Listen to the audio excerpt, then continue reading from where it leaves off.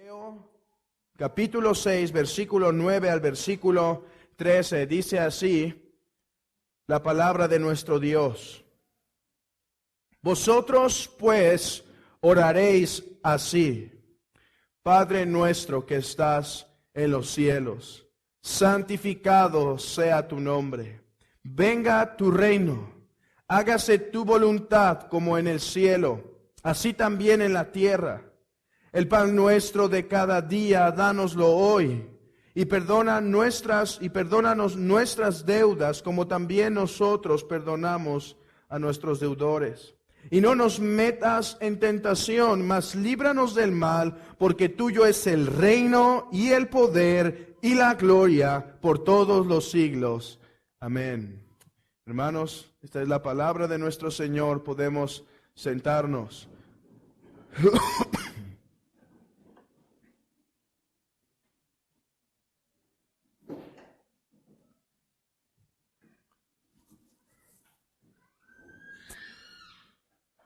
Hermanos, esta exposición se centrará en lo que es el versículo 13, que dice: y no nos metas en tentación, mas líbranos del mal, porque tuyo es el reino y el poder y la gloria por todos los siglos. Amén. Esta exposición, este texto, hermanos, constituye lo que es la sexta petición en el Padre Nuestro. La sexta petición en el Padre Nuestro, hermanos. Les recuerdo que nuestro Señor está dando el Padre Nuestro no como la oración que debe ser repetida inconscientemente, incansablemente. Más bien el Padre Nuestro es una estructura que el Señor Jesucristo presenta, que nosotros como sus discípulos debemos buscar conformar nuestras oraciones a la oración modelo, el Padre Nuestro. Y hermanos, hemos pasado aquí quizá 6 o 7 predicaciones meditando y extrayendo las riquezas del Padre Nuestro. He dicho que el Padre Nuestro ha sido llamada la montaña de oro en la historia de la iglesia. La montaña de oro, porque hermanos, son tan pocas palabras. Si meditamos tan solo en lo corto de la oración, son tan pocas palabras, pero en cada palabra hay tanta riqueza, tantos conceptos, tanta instrucción, que es por eso que hemos pasado este tiempo meditando en el Padre Nuestro, y les aseguro, hermanos, que no hemos obtenido ni la totalidad de esta enseñanza. Esta sexta petición es la última de las peticiones concernientes a nuestras necesidades. Las 3 primeras peticiones son peticiones concernientes a la gloria de Dios, al reino de Dios, a la voluntad de Dios.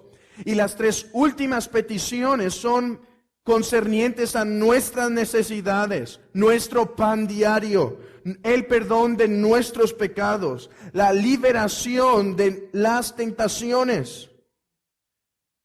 Ahora, esto no quiere decir que las tres primeras peticiones tienen que ver con la gloria de Dios y las 3 últimas peticiones tienen que ver con algo más que la gloria de Dios. No.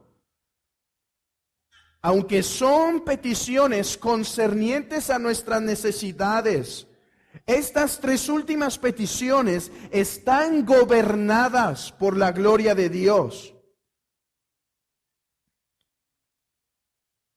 Algunas religiones y filosofías huecas promueven una supuesta búsqueda de perdón para que puedas tener libertad interior, para que puedas ser liberado de la esclavitud interior. Pero no es la meta de las peticiones concernientes a nosotros, algo centrado en el hombre y no en Dios. Las peticiones que tienen que ver con las necesidades del hombre son necesidades concernientes a la gloria de Dios. Porque pedimos el pan de cada día con el fin último que podamos vivir en esta tierra para glorificar el nombre de Dios en las labores que Él nos ha dado. Porque pedimos por el pan diario, el sustento diario, nuestra salud continua, no para vivir para nuestros propios deleites y la glorificación de nuestro ser, sino para poder vivir en servicio a la voluntad de Dios. Pedimos el perdón de nuestros pecados, no simplemente para sentirnos bien, sino porque un alma que se encuentra separada o sin reconciliación de Dios, para con Dios, ¿cómo podrá avanzar su reino si se encuentra enemistado del reino? Pedimos el restablecimiento de nuestra comunión para poder estar glorificando a Dios. Pedimos por la futura protección de nuestra alma para no caer en el pecado, lo que examinaremos el día de hoy, para podernos mantener como soldados de Cristo, que no nos enredamos en los negocios de la vida. Hermanos, 3, 4, 5 peticiones anteriores estábamos pidiendo que el Señor haga que nuestros corazones lo amen y lo estimen más. ¿Sabes que hay algo que se necesita para que esa primer petición se lleve a cabo? Que tú seas liberado de tus tentaciones. ¿Sabes por qué?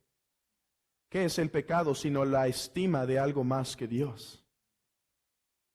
Y si el pecado es la estima de algo más aparte de Dios, pero acabamos de pedir en la primera petición, Señor, ayúdame a estimarte más a ti sobre todas las cosas.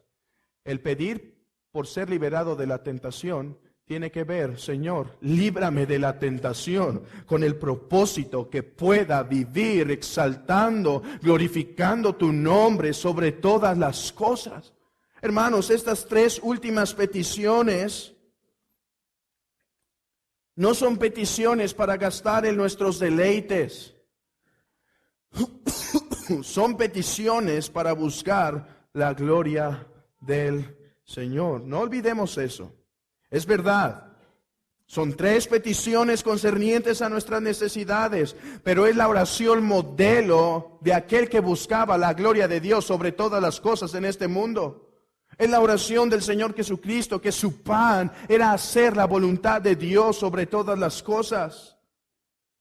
Así que Él nos enseña aún, escuchen esto, hermanos, Él nos enseña aún cómo pedir por el pan y la gloria de Dios. Él nos enseña cómo pedir por el perdón de nuestros pecados y la gloria de Dios. Y Él nos enseña cómo pedir por la libertad de las tentaciones y la gloria de Dios. Y no nos metas en tentación, mas líbranos del mal. Hermanos, la utilidad de esta petición comienza aún antes de una examinación profunda. Su utilidad puede ser vista, hermanos, aún con una lectura general.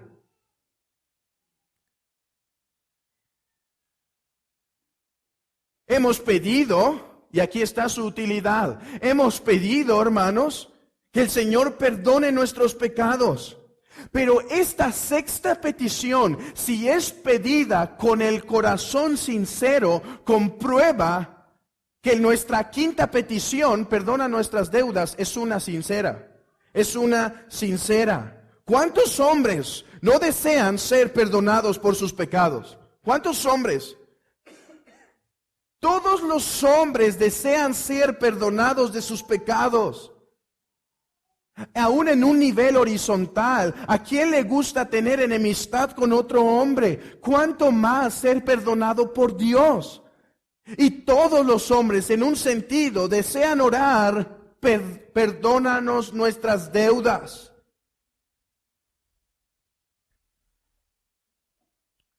Sin embargo, la evidencia que esa petición es sincera es que esta 6ª petición también está en tu boca, y no nos metas en tentación. Si en tu boca solo está, perdónanos nuestras deudas, y ahí cesa tu petición, debes examinar si en verdad tu corazón ha sido renovado. Porque el cristiano no solo anhela ser perdonado, sino anhela ser libertado de lo que ha sido perdonado. Algunos cristianos creen, o algunos que se creen cristianos, aunque con la boca lo niegue, con su conducta lo afirman, hermanos, que ellos piden de la siguiente manera: perdona mis pecados, pero no me quites de la tentación.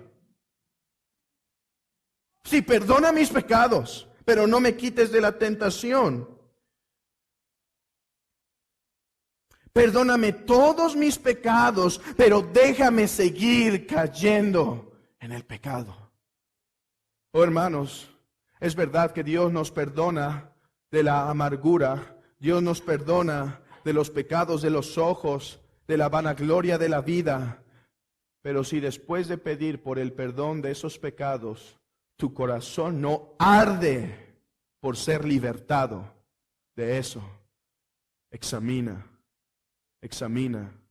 si en verdad has sido perdonado de tus pecados. Esta petición, no nos metas en tentación, es el clamor genuino, es el clamor verdadero de uno que no solo anhela ser reconciliado con Dios cuando peca, sino que anhela abandonar aquello que le hizo romper con la relación con Dios. No solo anhela ser restablecido, anhela no volver a romper, hermanos. No volver a romper con esa relación. Oh, mi amigo, si tú te encuentras en una condición donde dices que has sido perdonado de tus pecados, pero no hay en ti el anhelo y el deseo por ser librado de esos pecados, duda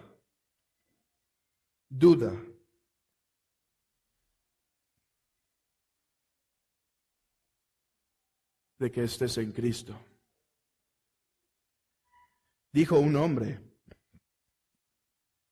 orar sin la intención de ser activos es burlarse de Dios. Orar diciendo perdona nuestras deudas sin el propósito de ponernos consecuentemente a luchar contra ese pecado que hemos recibido el perdón, dice este autor, es burlarse de Dios. ¿Recuerdan que hace tiempo hablamos de oraciones falsas o oraciones sacrílegas, oraciones que blasfeman el nombre de Dios? Y llegamos a decir que algunos piden por el reino de Dios cuando en realidad no están obrando para el reino de Dios. Ok, pedir por el perdón de tus deudas y no pedir por la liberación de la tentación es una oración falsa. Ahora, muchas personas obtienen cierto tipo de fuerza para vencer la tentación. ¿De dónde obtienen este tipo de fortaleza para vencer la tentación, hermanos? Algunos de la vergüenza. Algunos obtienen de eso, de ser avergonzados, el poder para vencer ciertos tipos de tentaciones. No, ¿cómo he de caer yo en eso? ¿Qué dirá la iglesia? No, ¿cómo he de caer yo en eso? ¿Qué dirá mi familia? Otros tienen el poder de librarse de ciertas tentaciones, digo ciertas porque nunca es total, obteniendo la motivación de no querer sufrir las consecuencias. ¿Cómo he de engañar yo a mi esposa? Mis hijos me aborrecerán. ¿Qué dirá de mí la sociedad? Pero hermanos, Mateo 6:13 es el medio autorizado por Dios, establecido por Dios, para que los hombres puedan vencer, para que sus discípulos puedan vencer las tentaciones. No digo que esos otros temores, como el temor a las consecuencias, esté del todo ausente en el corazón del cristiano, pero el poder, pero la causa por la cual pueden vencer las tentaciones, hermanos, es este medio autorizado, o sea, la oración. La oración. No me digas entonces con tu boca cuánto deseas ser librado de la tentación si con tus rodillas no clamas a Dios. No le digas a los hombres cuántos deseas ser libertado de esta amargura, de este sentimiento, de este enojo, de este pecado de los ojos, de la mundanalidad, del adulterio mental. No me digas que quieres ser libertado de eso si no es a través de este medio que estamos buscando la liberación. Victoria en la tentación es lo que habla Mateo 6:13. Poder para vencer la tentación.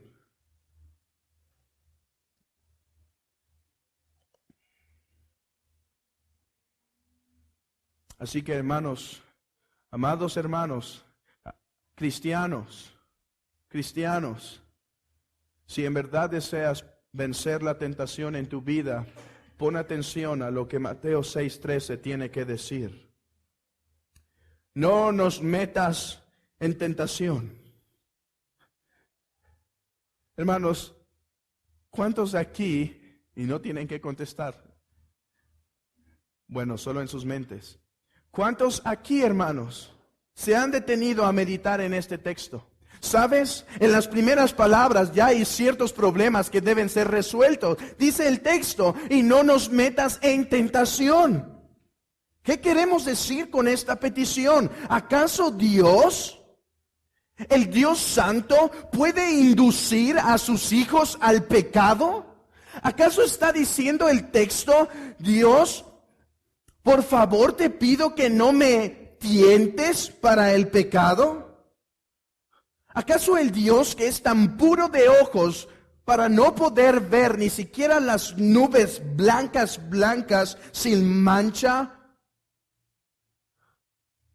tentará a sus hijos? Y sus hijos entonces deben pedir, Señor, no me metas en tentación para caer en el pecado.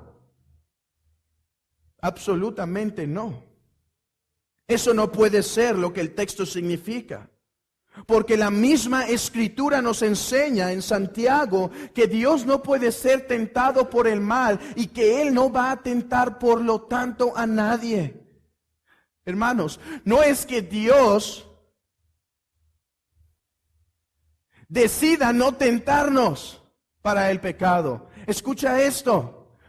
Dios no puede tentarnos.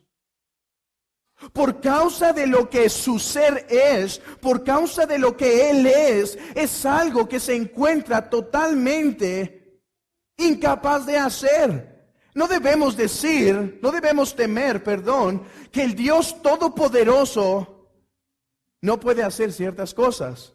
Es más, es todopoderoso porque hay ciertas cosas que no puede hacer. Él no puede mentir, Él no puede ser tentado, Él no puede dejar de ser. Por lo tanto, hermanos, no estamos pidiendo, Dios, no me tientes, porque Dios no puede ser tentado por el mal, no puede, y por lo tanto Él no puede tentar a nadie, Él no puede ofrecer a nadie el pecado, porque Dios es un Dios santo, Dios es un Dios puro, es excelso. Entonces, la pregunta nace, entonces, ¿qué es lo que estamos pidiendo? Y no nos metas en tentación. Si estamos diciendo que lo que aquí nos significa es, no se está pidiendo, Señor, por favor, no me tientes para pecar.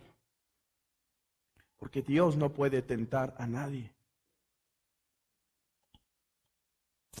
Para responder correctamente a esta pregunta, hermanos, debemos indagar sobre la palabra que en el griego es utilizada por tentación. Es aquí donde tener el griego a nuestro alcance es una gran bendición. Esta palabra griega es la palabra que se traduce por peirasmos. Y puede significar, hermanos, tanto pruebas como tentaciones. Mira, ve a Génesis 22.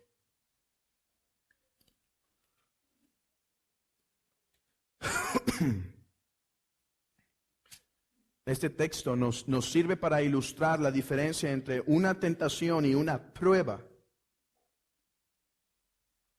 Aconteció después de estas cosas que probó Dios a Abraham. Vamos a un ejemplo en el Nuevo Testamento, Apocalipsis 2, donde se usa esta palabra peirasmos. Apocalipsis 2. En el versículo 2, yo conozco tus obras y tu arduo trabajo y paciencia, que no puedes soportar a los malos, y has probado. La iglesia había probado, usando aquí el texto de peirasmos. Esta palabra puede significar tanto una tentación como un poner a prueba.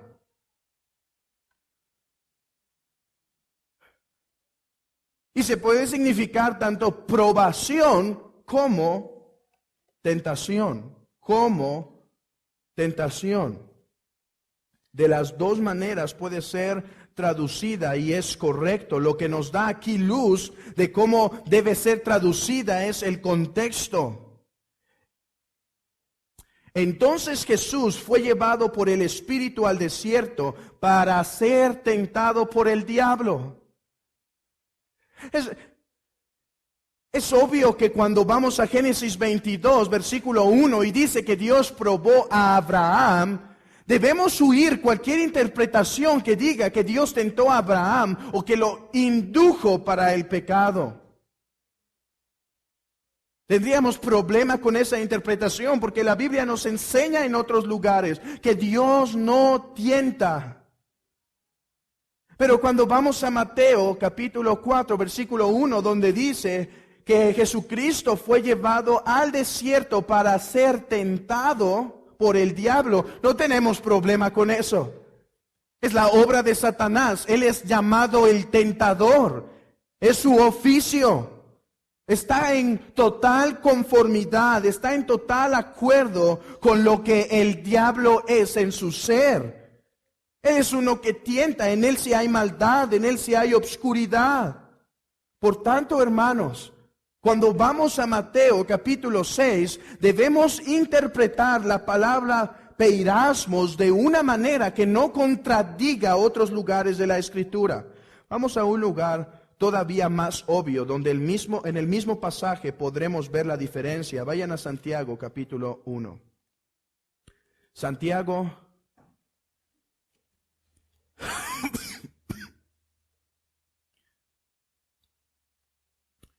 Santiago capítulo 1, versículo 2. Hermanos míos, tened por sumo gozo cuando os halléis en diversas pruebas. La palabra pruebas aquí es peirasmos, la misma que se usa en Mateo 6:13, peirasmos. Hermanos, esta palabra no puede tener una connotación pecaminosa, porque el apóstol está diciendo, gócense, alégrense, deleítense cuando vengan las pruebas. Y en otros lugares de la Escritura no se nos manda a deleitarnos en la tentación, sino a huir, a rechazarla, a verla en su maldad total. Pero Santiago dice, gócense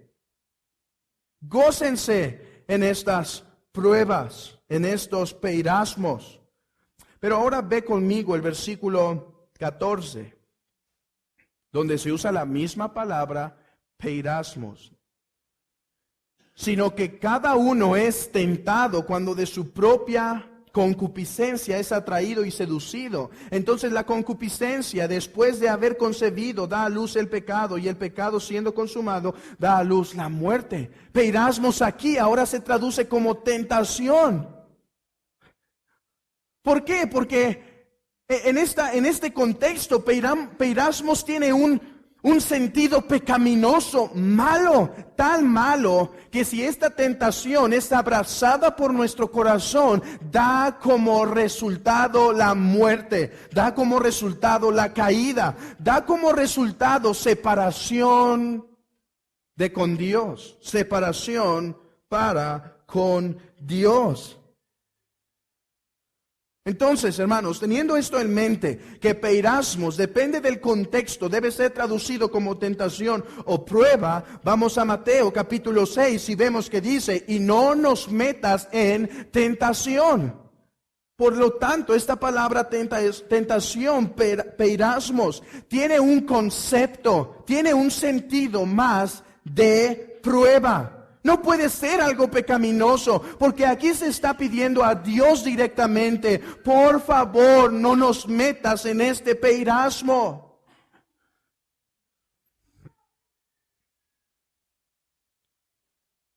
Sin embargo, nace otro problema. No somos llamados, acabamos de leer Santiago 1:2, no somos llamados a regocijarnos en las pruebas. Y entonces, como aquí dice, líbrame de las pruebas, líbrame de la tentación. Es más, ¿no nos dio ejemplo nuestro Señor Jesucristo diciendo, no se haga mi voluntad, sino como tu voluntad, Padre?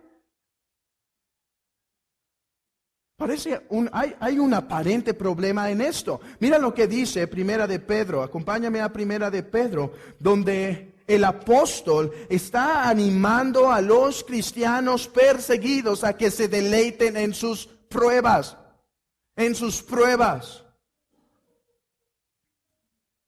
Versículo 6, Primera de Pedro, capítulo 1, versículo 6. En lo cual vosotros os alegráis, aunque ahora por un poco de tiempo, si es necesario, tengáis que ser afligidos en diversas pruebas, para que sometida a prueba vuestra fe, mucho más preciosa que el oro, el cual aunque perecedero se prueba con fuego, sea hallada en alabanza, gloria y honra cuando sea manifestado Jesucristo.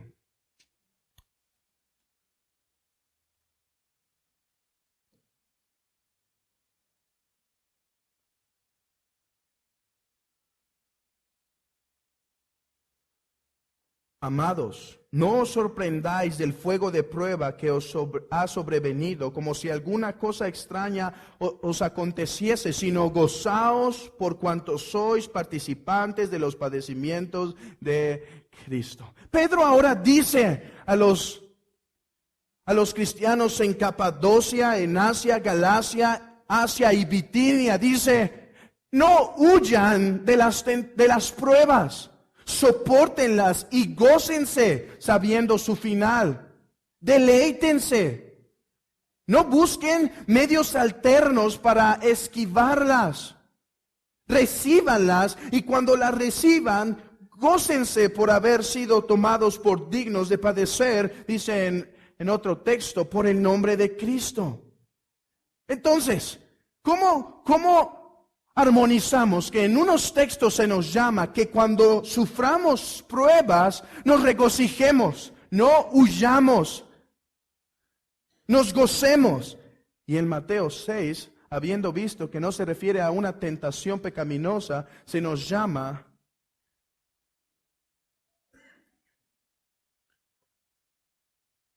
a rogar, en Mateo 6, líbrame de la prueba. Hermanos, las pruebas que Dios pone en nuestro camino siempre tienen propósitos santos. Hacernos madurar, demostrarnos cosas ocultas en nuestros corazones, santificarnos, humillarnos.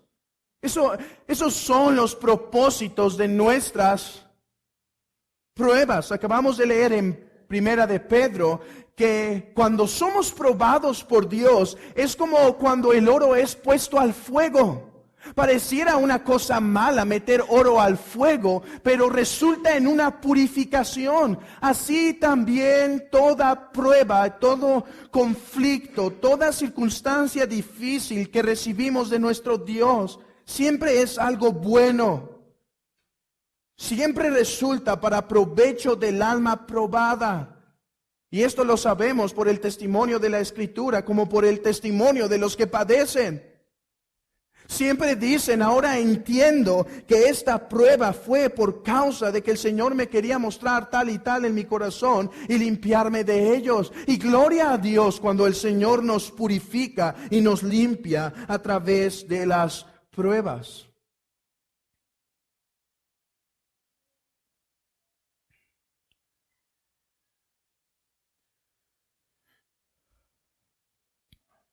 Entonces, debemos saber que estas pruebas son una acción de gracias, por lo cual debe ser una acción de gracias. Y esta acción de Dios de probarnos, es por la cual limpia al hombre para hacerlo manifiesto, para hacernos manifiestos a nosotros lo que hay en nuestro corazón. Hermanos, Dios no probó a Job como para ver qué había dentro de Job. Dios conoce lo que hay en nuestros corazones.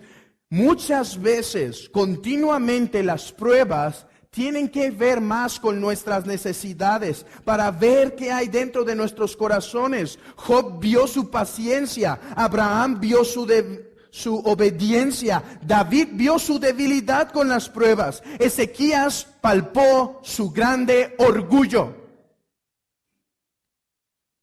Las pruebas siempre tienen estos santos propósitos. Pero somos llamados en un sentido a orar por cierta liberación de las pruebas. Porque aunque estas pruebas son santas, porque aunque estas pruebas tienen propósitos buenos, esta oración reconoce la maldad de nuestro corazón. Esta oración reconoce, Señor, conociendo mi debilidad, te pido que no pongas delante de mí algo que aunque en sí mismo sea bueno, yo por mi pecado me torne en maldad y peque contra ti. Esta petición, hermanos, no está orando porque seamos liberados de todo tipo de pruebas, pero está pidiendo, nos está enseñando a orar, que reconozcamos nuestras debilidades y que aunque a veces somos tentados probados de parte de Dios, hermanos, muchas veces nuestros corazones pervertidos tratarán de tomar salidas pecaminosas. El Señor nos está enseñando a orar. Ora para que no sea puesta delante de ti ninguna petición que te haga salir del camino. El Señor nos manda diferentes tipos de pruebas y en ninguna de ellas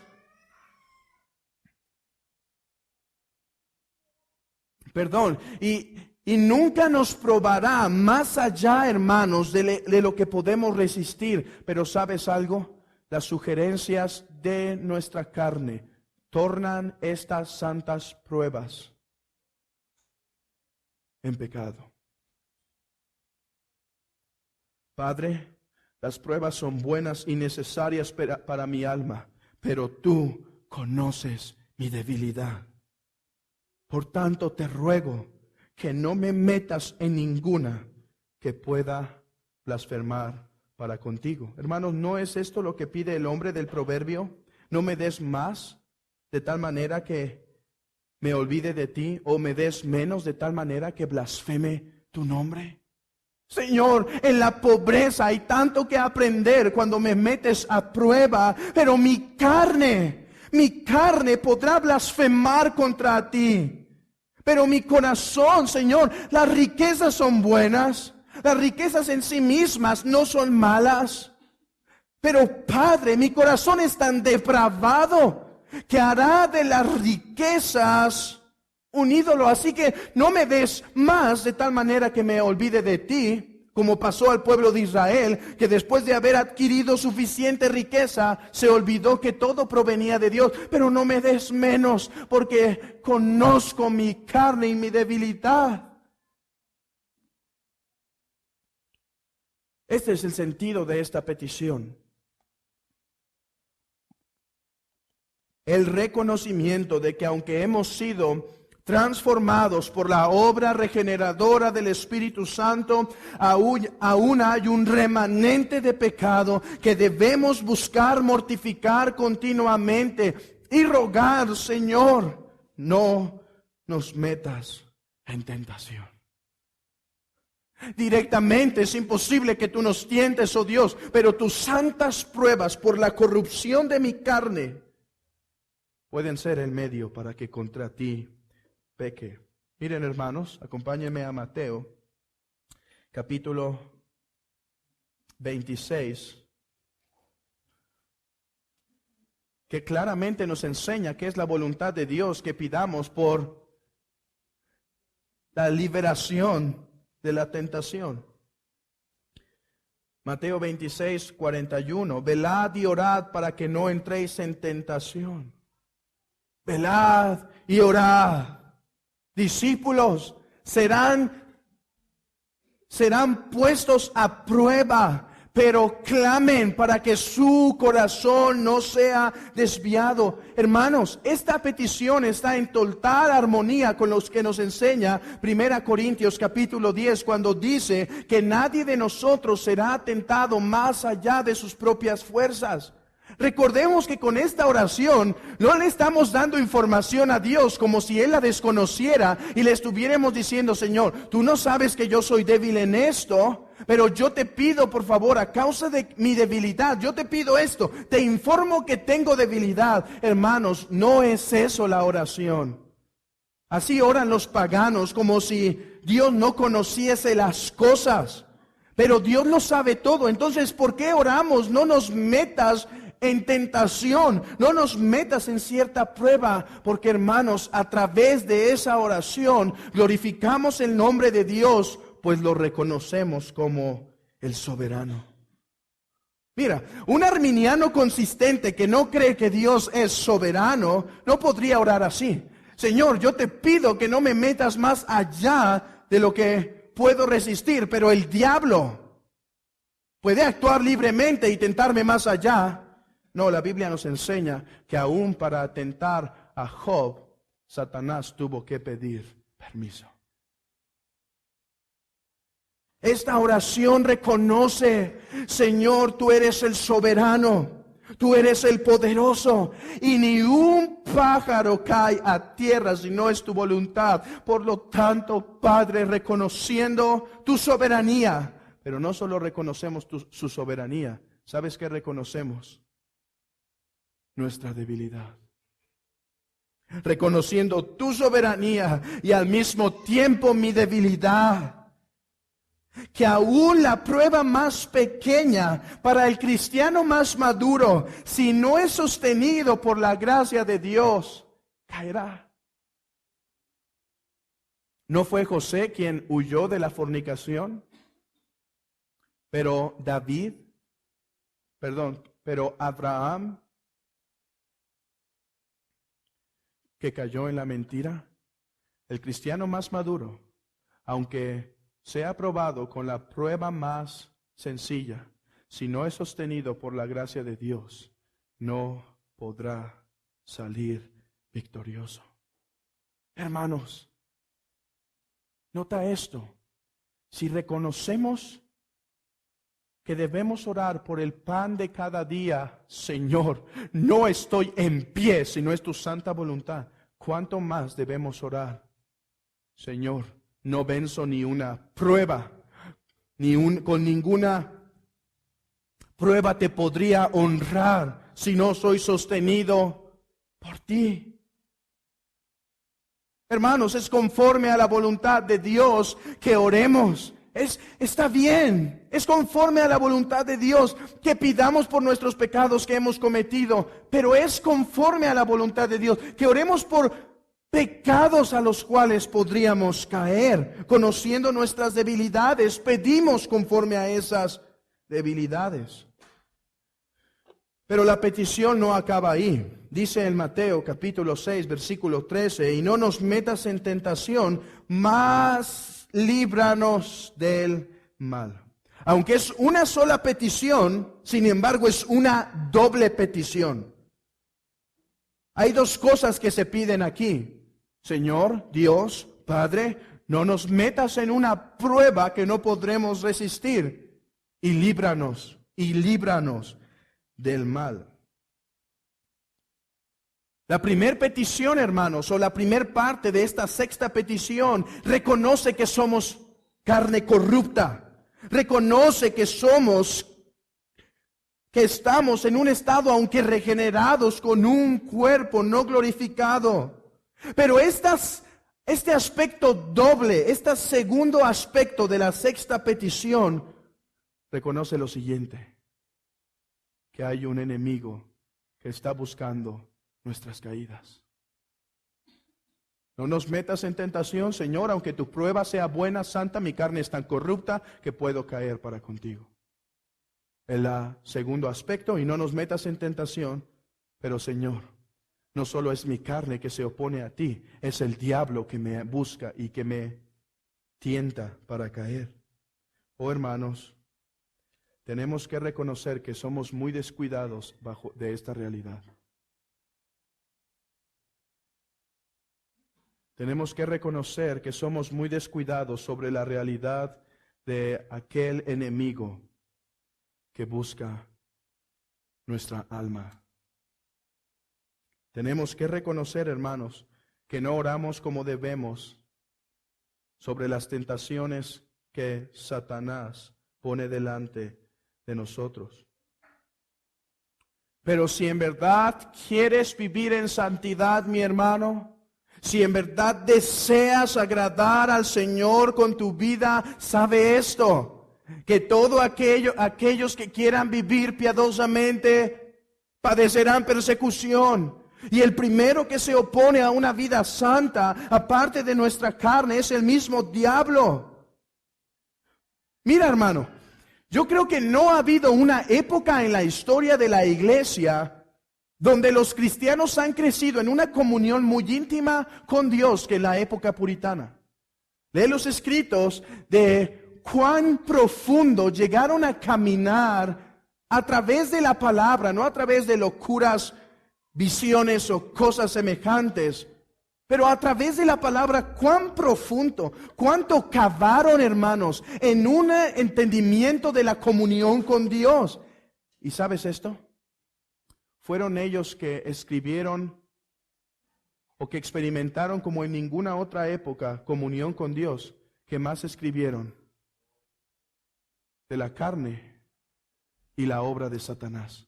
Tomos completos, 1200 páginas de libros de unos tomos de un puritano hablando sobre la tentación y las artimañas del diablo. Hermanos, los teólogos más desarrollados, los teólogos más brillantes de la era puritana, fueron unos de los que más indagaron sobre la realidad de las obras de Satanás.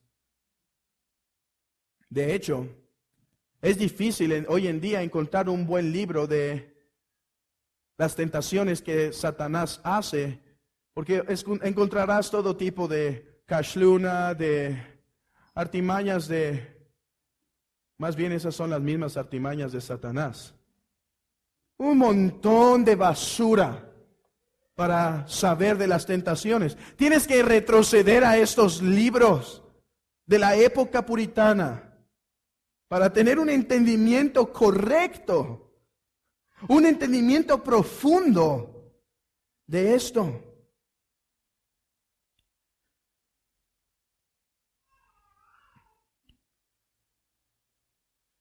Las palabras, y no nos más líbranos del mal, pueden ser traducidas, más líbranos de el malo, más líbranos de el malo. Así que el flujo de pensamiento corre de la siguiente manera, hermanos. Señor sapientísimo, si consideras necesario para mi alma ser probado de cierta manera, te pido que no solo guardes mi carne de pecar contra ti, sino te pido que me guardes de las acechanzas del enemigo, que persigue y acecha mi alma, y quien tratará y no tardará en buscar alguna manera para hacernos caer. Bueno es para el alma ser probado. Podríamos decir que hasta es espiritualmente necesario. Sin embargo, muy continuamente, hermanos, en medio de la prueba, nos olvidamos que Satanás ocupará esa santa prueba para hacernos pecar contra Dios. Si Satanás, dice un puritano, si Satanás no puede mantener a los creyentes fuera del cielo, buscará mantener el cielo fuera de los creyentes. Si no puede verdaderamente separarte con Dios por causa de la obra de Cristo, buscará separarte de tu comunión con Dios. El problema es que solemos subestimar u olvidar al enemigo de nuestras almas. Y aquí quiero aclarar que estos 4 puntos que he tomado respecto a las obras de Satanás, la he tomado de un libro que se especializó en los ataques de Satanás, un estudio actual de las obras puritanas sobre las artimañas de Satanás. Y dice lo siguiente: olvidamos que Satanás es un ser con inteligencia y poder espiritual. Olvidamos orar y líbranos del malo, porque olvidamos, hermanos, que Satanás es un ser espiritual, un ser con suma inteligencia. Dijo Jonathan Edwards que Satanás fue educado en la mejor escuela del universo, es decir, el cielo de los cielos, ángel brillante. Es por eso que dice la Escritura que Satanás entró al corazón de Judas para hacerlo caer. Es por eso que dice en Hechos capítulo 5 que Satanás llenó el corazón de Ananías y Zafira para pecar contra Dios, para pecar contra el Espíritu de Dios. Reconocer continuamente que Satanás es tan hábil para hacernos caer de una y otra manera por su gran inteligencia, debe movernos, hermanos, a pedir: y líbrame del malo, y líbrame del malo. Mira esto. Satanás no solo fue la iglesia, podemos hablar en esto. La iglesia de Corinto, en primer lugar, fue indulgente contra el pecado. ¿Recuerdan? ¿Por qué no disciplinan a ese fornicario entre vosotros? Son demasiado indulgentes, están pecando contra Dios. Estaban en un extremo, ¿no es verdad? Pecando contra Dios al ser indulgentes. Pero ¿sabes qué les pide en la segunda epístola de Corintios? Perdónenlo, no sea demasiado duro. Y escucha lo que dice: no sea, porque no ignoramos las maquinaciones de Satanás. O sea, Satanás, por un lado, puede ganar ventaja al poner una mente floja, tranquila, no pasa nada con el pecado en la iglesia, dejemos que el pecado fluya, amémonos unos a otros, no seamos duros. Y una vez Pablo exhorta y dice: no, seamos duros. Y después tiene que decir: hermanos, no olviden que Satanás puede tomar ventaja de esto, perdónenlo. Vean cuán inteligente puede ser este ser para la maldad. En primer lugar, tentarnos de un lado y después hacernos caer del otro. Así pasó a una de las iglesias en Apocalipsis. ¿Sabes qué pasó? Empezaron a resistir la tentación. Empezaron a resistir la tentación de negar al Señor Jesucristo cuando eran perseguidos. No, ellos se pararon firmes. Ellos dieron su cabeza para no negar al Señor Jesucristo. Pero como dice un autor, cerraron la puerta del frente, pero olvidaron cerrar la puerta de atrás. ¿Por qué? Porque aunque resistían la tentación, mundanalidad ya había entrado por atrás. Hermanos, debemos ser hombres que conocen este aspecto de nuestro enemigo. No es simplemente un buen aspecto de la guerra conocer nuestras estrategias, sino conocer las estrategias del que nos ataca. Y esta es una estrategia continua. El hacernos tentar en uno u otro extremo. Además, Satanás es uno con experiencia suficiente para saber qué nos hace caer. Escucha esto. Tiene una manzana para Eva, tiene uvas para Noé y una bolsa para Judas. Sabe tentar a los hombres jóvenes y adultos con la belleza externa de los ojos, a las jovencitas con la superficialidad de las modas mundanas, al avaro con el dinero, al ambicioso con el poder, a la mujer con la boca, al hombre con la rudeza. Oh, Él sabe qué poner delante de ti. Y aunque algunos los tienta con la pereza en sus trabajos, Él sin embargo es uno que no cesa de trabajar. Él tienta con pereza, pero Él nunca es perezoso.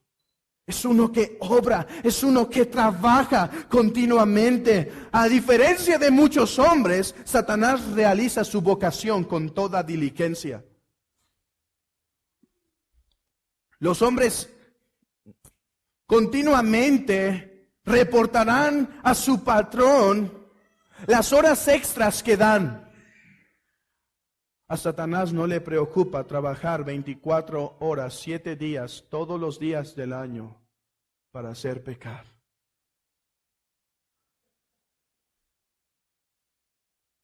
Además, Satanás tiene un gran séquito, el cual está bien unido. Hermanos, ¿no es la unidad algo bueno? Sí. Y entonces, ¿cómo este séquito malvado de demonios puede tener unidad? Porque cuando se trata de hacer lo malo, encuentran una perfecta unidad. Hermanos, no por nada, una de las epístolas más teológicas del apóstol Pablo, Efesios, habla de las huestes espirituales de maldad contra las cuales nuestra alma llega a tener batallas. Oh, Pablo dice, el teólogo por excelencia, el que no es dado a emocionalismos, a fanatismos. Hermanos, no es Cass Luna hablando de demonios. No es Joel Osteen hablando de demonios, es el apóstol Pablo y dice que no ignoremos sus maquinaciones, que no ignoremos que son huestes de maldad, huestes. Miles y miles de seres más poderosos, más inteligentes, más hábiles, más viejos que nosotros, combatiendo con nuestra alma. Y si esto no fuera suficiente, Satanás tiene un aliado con el cual caminas toda tu vida, hermano, tu propia carne. En ocasiones toma de nuestras propias concupiscencias para seducirnos. Fue el deseo de obtener seguridad lo que llevó a David a hacer el censo. ¿No es verdad? Quería tener seguridad, pero al mismo tiempo era Satanás. Al mismo tiempo era Satanás guiándolo y empujándolo. Oh, cuánta sutileza de esta razón, de este razonamiento corrupto. Mira, a los ateos les sugiere que la religión es para los débiles. A los inconversos que un poquito de religión basta, un poquito de religión. A los cristianos nominales, o sea, los que se dicen ser cristianos, asisten a todas las reuniones, aunque en realidad no son cristianos. Los cristianos nominales, que la fe intelectual es suficiente. Que la fe intelectual es suficiente. Y a los verdaderos cristianos les sugiere que el mundano no sufre tanto como el justo. ¿No dice eso en el Salmo 73? Oh, mira cómo ellos tienen victoria, les va bien en sus negocios, tienen prosperidad. Y yo que te busco, oh Dios, paso las más terribles consecuencias. Es que, hermanos, es uno que se aprovecha aún de nuestros razonamientos inteligentes. Cuando veas un ateo, no te sorprendas de cuán alto ha llegado en su filosofía. Más bien date en cuenta de un hombre que está atrapado en sus propios pensamientos y que Satanás ha agarrado ventaja y ahora lo tiene hipnotizado para ello. Es entonces que el Señor nos enseña a orar: y no nos metas en tentación, mas líbranos del mal. Oh Señor, buena es tu prueba y justa es.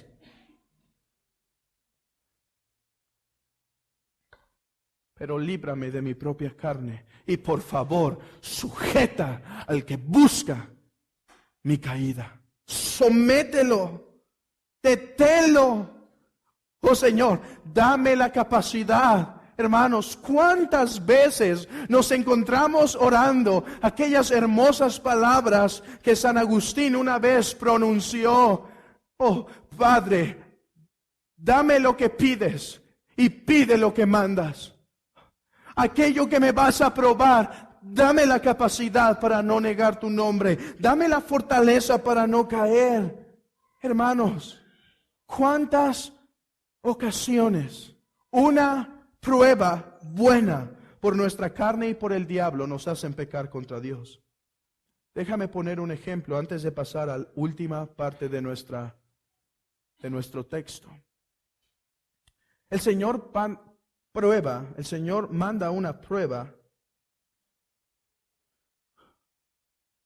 que fuimos despedidos del trabajo, quizá fue una prueba de ser fiel al trabajo, de ser fiel a Dios. Y sabes, vencimos. Satanás introdujo ahí, miente, y nosotros nos mantuvimos firmes. Y ahora estamos sin trabajo. Y saliendo a buscar trabajo,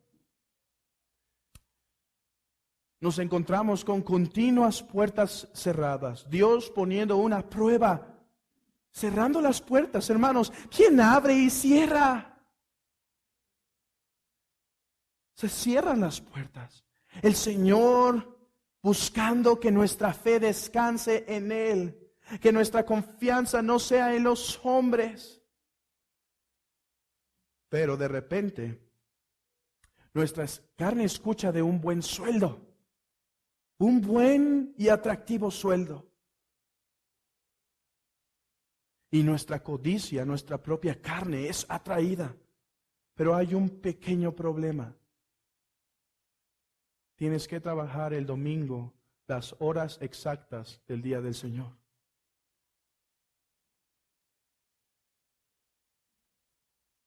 Te impedirá ir a la iglesia, pero el sueldo es muy bueno. Y tu carne.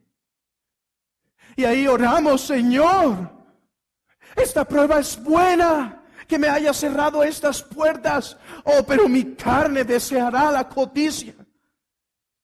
Y como si no fuera suficiente, Satanás manda mensajes a nuestra mente.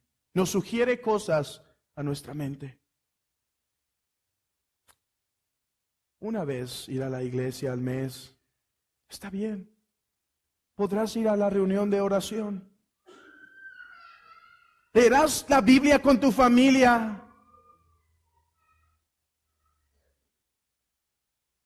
Y aquí, una santa prueba, convertida en tentación por nuestra carne, y en una doble tentación por las sugerencias del diablo. Y es así, hermanos, con otras miles de experiencias en nuestra vida, que nuestra carne toma ventaja, que Satanás se adelanta a nuestros pensamientos. Oh, por más que Satanás te sugiriera, por más que tu carne anhelara el sueldo, debes saber que el día domingo es el día para adorar al Señor y no es una sugerencia, es un mandato de Dios. Hermanos, y si esa prueba que nuestra carne convirtió en tentación y que Satanás la volvió más dura por las sugerencias externas, se vence, es algo que glorifica en lo extremo a Dios. Es algo que le da gloria. ¿Sabes? ¿Sabes qué dices cuando vences esa tentación? Santificado sea tu nombre. Sobre todas las cosas, oh Dios, tú eres para mí especial, tú eres para mí único. No hay nada semejante a ti. ¿Qué son las riquezas? ¿Qué importa si como filete, si no te tengo a ti, oh Dios? ¿Qué importa si como un poco de tortillas diario con unos ricos frijoles? Pero te tengo a ti, te obedezco a ti, te honro a ti. Y es ahí donde el Señor es glorificado. Oh hermanos, cuán dormidos solemos estar para las pruebas, para las tentaciones, para las sugerencias del diablo. ¿Cuánto solemos perder? El Señor permitiendo que le honremos en tantas diferentes maneras, cuando permite aún que el diablo llegue a tentarnos. Pero sabes, nos olvidamos de ello.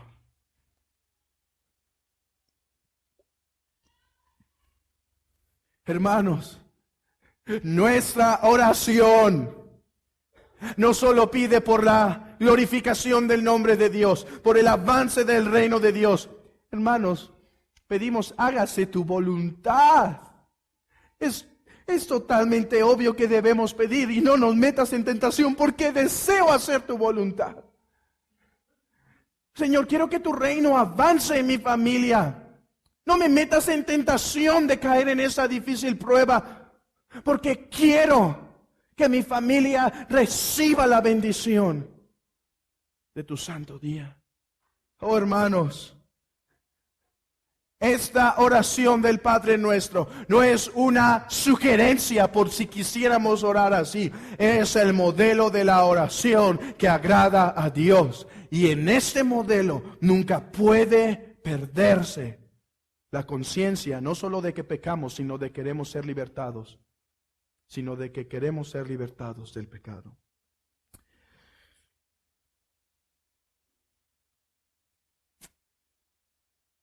Mas líbranos del mal, porque tuyo es el reino y el poder y la gloria por todos los siglos. Amén. Hermanos, este es un texto que dentro de la enciclopedia teológica, dentro de las disciplinas de la teología, una de las disciplinas llamado el criticismo textual, que su obra es buscar en los originales más antiguos, comparar y hacer traducciones más fieles al texto. De hecho, si alguien tiene una Biblia de las Américas aquí, o una versión ESV, alguna versión en inglés, podrá notar que hay una pequeña nota. Algunos han puesto que en los manuscritos más antiguos esta parte del texto no se encuentra, en los manuscritos más antiguos. Otros dicen más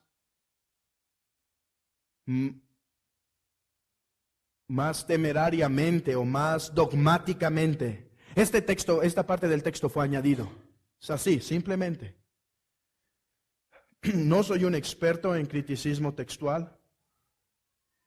Es una materia que hay que dar años y años y años y años y años. Pero tomando de varias posturas, hay algunos que creen que este texto sí existe, que sí estaba, y otros que no. Yo personalmente creo que el texto sí se encontraba. Y miren, una de las razones es, vayan por favor a Primera de Crónicas.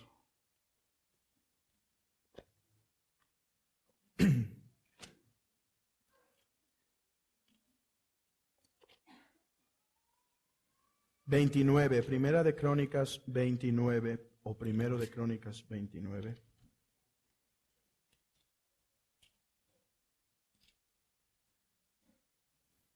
Versículo 11. Para mí es casi la citación de este texto. Tuya, oh Jehová, la magnificencia y el poder, la gloria, la victoria y el honor, porque todas las cosas que están en los cielos y en la tierra son tuyas. Tuyo, oh Jehová, es el reino, y tú eres excelso sobre todos. Estuviera o no estuviera la frase exacta, la hubiera pronunciado el Señor Jesucristo o no, debemos tener paz de que no es algo que contradiga doctrina en la Escritura. Esta frase no está contradiciendo ninguna otra parte de la Biblia. Y como dice Martin Lloyd Jones, cuán apropiado, si estuvo, cuán apropiado es terminar nuestras oraciones con lo que es llamado doxología. Oh Señor, necesito poder para ser tentado. Tuyo es el poder, tuyo es el reino, tú eres el soberano. Y ya sea que estuviera al final o no, podemos extraer toda esta doctrina de cada petición. Hágase tu voluntad porque tú eres el supremo. Venga tu reino, tú eres el rey. No nos metas en tentación, tú eres el soberano. Esta es lo que se llama la doxología, una acción de gracias por lo que Dios es. Y así es como finaliza, al menos en nuestras Biblias, Reina Valera 60, esta petición. Si tú indagas, investigas y llegas a la convicción de que este texto no estaba en los manuscritos más originales, está bien. Sin embargo, no puedes contradecir que la doctrina es buena y santa. Y si tú estás convencido de lo contrario, hermano, también está bien. No creo que podemos ser dogmáticos en esto. Y quiero terminar con unas aplicaciones. Hermano, utiliza los medios de gracia que te son dados para fortalecer tu vida espiritual contra la tentación. Estamos pidiendo, Señor, no nos metas en tentación, pero no utilizando los medios que el Señor nos dio para ser librados de la tentación, para vencer la tentación. Reconoce tus debilidades. Si tu debilidad quizás son los ojos, las tentaciones por los ojos, di como el salmista, di como Job, he hecho pacto con mis ojos. Si tu debilidad reconoces que es a través de la boca, di como el salmista, he puesto guarda a mi boca. Cualquiera que sea tu debilidad, reconócela, confiésala delante del Señor y huye de la tentación. Oh, hermanos,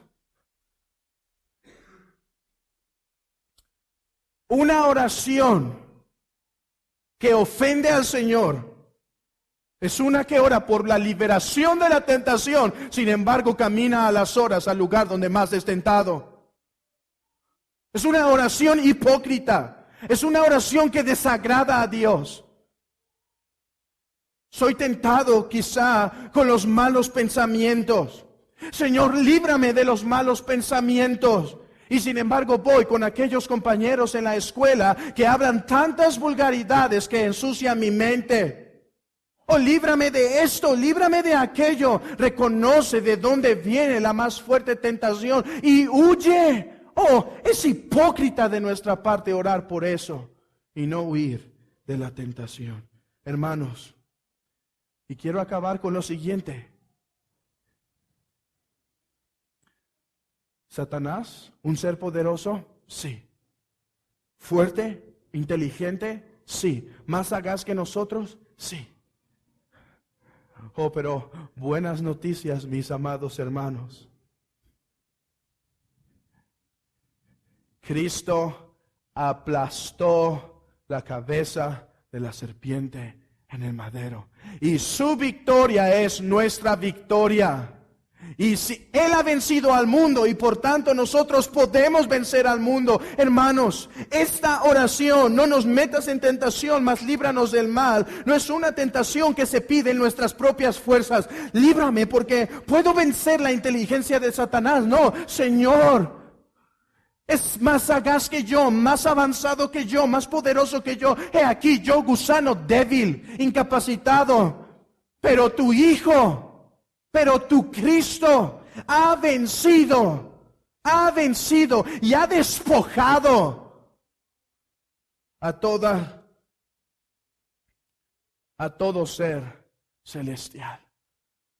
Oh, la simiente prometida que iba a ser mordida en el calcañar, aplastó la cabeza de la serpiente. Y hermano, es por eso que tenemos victoria contra el pecado. Es en base a sus propios méritos, es en base a su obra. ¿No dice así Romanos? ¿Cómo pues viviremos en el pecado si Cristo murió por nosotros y nosotros en unión con Cristo hemos vencido? Él venció el pecado, y si tú estás en Cristo, el Espíritu Santo te es dado, el Paracleto, el Consolador. Oh hermanos, caminemos como Cristo, venciendo la tentación. Ahora, su tentación no fue como nuestra tentación. Él no tenía concupiscencia para ser tentado, pero Él es nuestro ejemplo por dos cosas. Uno que oraba para vencer la tentación. Uno que conocía la Escritura para vencer la tentación. Y uno que caminaba en el poder del Espíritu Santo para vencer la tentación. He ahí nuestro ejemplo. Amigo, y sabe esto, Cristo no solo ha vencido al diablo. Dice la Escritura que Cristo es el Cordero de Dios que quita el pecado del mundo. No solo ha vencido al diablo por su muerte en la cruz, por su sacrificio en la cruz. Ha apaciguado la ira del Padre. Ha apaciguado. En otras palabras, y las digo con toda reverencia, ha aplacado la ira de Dios, la ira del Padre contra nuestros pecados cuando en la cruz Cristo murió. Amigo, no te estoy animando, a ti no. Aquellos que están en Cristo, sí animo que en Cristo sean empoderados por el Espíritu de Dios. Pero a ti no te estoy diciendo, vence la tentación.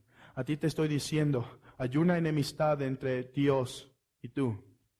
Y Cristo es el único camino al Padre por su muerte expiatoria. A ti te digo, arrepiéntete de tus pecados y cree en el sacrificio expiatorio, sustitutorio de Cristo en la cruz.